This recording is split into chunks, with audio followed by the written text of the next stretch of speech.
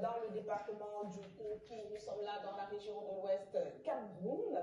Une dame, Léonie Caillot, mère d'une fille autiste âgée d'une quinzaine d'années, mène le combat du changement des mentalités depuis quelques années. En plus du soutien psychologique, elle organise des campagnes de santé gratuites en faveur de ces enfants vulnérables, comme c'était le cas récemment. Voyons tout cela avec notre correspondant à CRTV Ouest, Stéphane Francicana.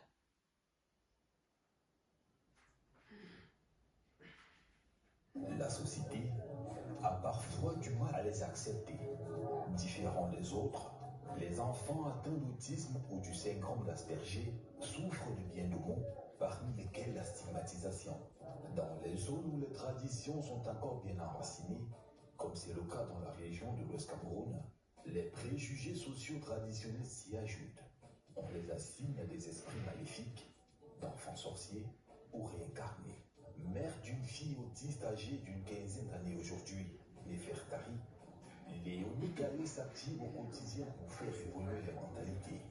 Quand elle était petite, je croyais que je pouvais la gérer facilement.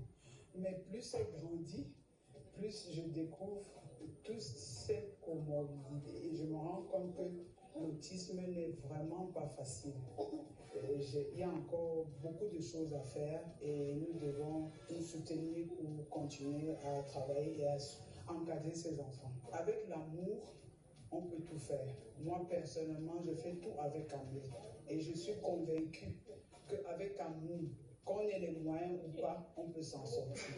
L'amour, la foi, et il y a une personne là-haut qui, quand tu le cherches, tu le trouves. C'est Dieu. Son association, créée il y a 2 ans, à Bété-Badiou, dans le département du Koki, à Batasakam, rassemble une quinzaine d'enfants qui reçoivent une attention particulière. En plus des activités quotidiennes pour maintenir en éveil leur sens et développer leurs capacités, ils bénéficient de consultations de santé mensuelles.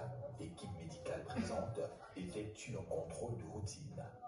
Si nous sommes là aujourd'hui, c'est pour réévaluer les enfants et nous constatons que la réévaluation se passe dans de très bonnes conditions.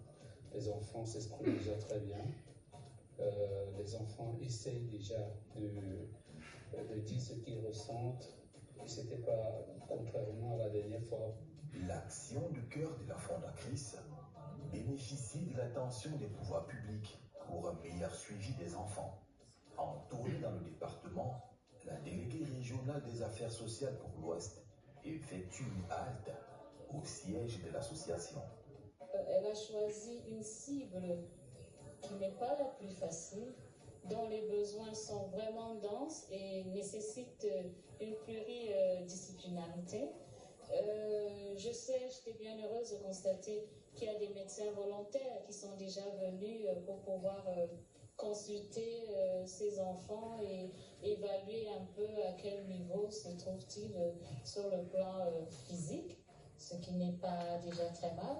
Vous avez suivi la promotrice appelée de tous vœux à avoir des éducateurs spécialisés, ce qui est fondamental. Le rôle des affaires sociales, c'est de pouvoir les accompagner, de pouvoir leur permettre d'aller dans le bon sens pour qu'à la fin, leurs efforts ne semblent pas être vains.